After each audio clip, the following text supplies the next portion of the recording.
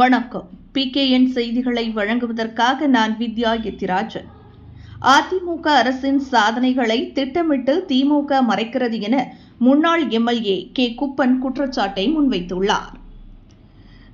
மறைந்த முன்னாள் முதலமைச்சர் ஜெயலலிதா பிறந்த நாளை முன்னிட்டு திருவொற்றியூர் தேரடியில் 500 பேருக்கு நலத்திட்ட உதவிகள் வழங்கும் விழா முன்னாள் MLA கே. குப்பன் தலைமையில் நடைபெற்றது.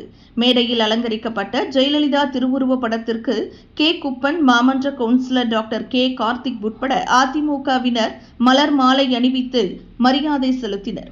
பின்னர் அன்னதானம் மற்றும் நலத்திட்ட உதவிகளை வழங்கினார் முன்னாள் MLA கே. குப்பன் அவர்கள்.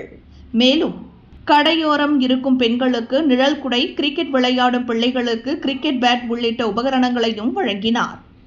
அப்போது செய்தியாளர்களை சந்தித்த அவர், திருவொற்றியூர் நெடுஞ்சாலையை 65 அடி சாலையாக மாற்றியது அதிமுக அரசு. ரூபாய் 47 கோடி செலவில் மாட்டு மந்தை மேம்பாலம், 54 கோடி செலவில் CPCL வளைவில் மேம்பாலம், புதிய அரசு கலைக்கல்லூரி, புதிய தாலுகா அலுவலகம், ரூபாய் 1.5 கோடி செலவில் டிஜிட்டல் நூலகம், ரூபாய் 300 கோடி செலவில் சூறை மீன்பிடி துணை துறைமுகம் என எண்ணற்ற சாதனைகள் திருவொற்றியூருக்கு அதிமுக ஆட்சியில் செய்யப்பட்டுள்ளது. அண்ணன் எடப்பாடியார் ஆட்சியில் அரசு பள்ளியில் மாணவர்களுக்கு 7.5% ஒதுக்கீடு செய்ததால் ஆண்டுதோறும் 500 முதல் 600 பேர் டாக்டர் ஆகிறார்கள். அதிமுக ஆட்சி காலத்தில் சட்டம் ஒழுங்கை சரியாக பராமரித்து ஆட்சி நடந்தது. திமுக ஆட்சியில் குடிநீர், கழிவுநீர் கட்டணம், மின் கட்டணம், வீட்டுவரி உயர்வு, பால் விலை உயர்வு என அத்தியாவசிய பொருட்கள் விலை உயர்வு ஏழை மற்றும் நடுத்தர வர்க்கத்தை மிகவும் பாதிப்புக்குள்ளாக்கியுள்ளது. மார்ச் 31க்குள் மின் கட்டணம், வீட்டுவரி உயரப்போகிறது. இதனால் ஏழைகள் கடுமையாக பாதிக்கப்படுவார்கள்.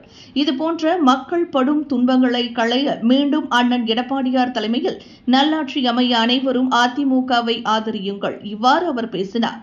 கூட்டத்தில் மாமன்ற உறுப்பினர் டாக்டர் கே. கார்த்திக், பகுதி துணை செயலாளர் மணலி ஜோசப், மாவட்ட பிரதிநிதி MD சேகர், பகுதி பொருளாளர் R. சச்சிதானந்தம், இணை செயலாளர் Kanchi Chitra, P. Suresh, Balaji, M. Manimaran, M. Vinothkumar, Pudukai Pandian, Pugazhendi, Kannan, Stephen உட்பட பலர் கலந்து கொண்டனர்.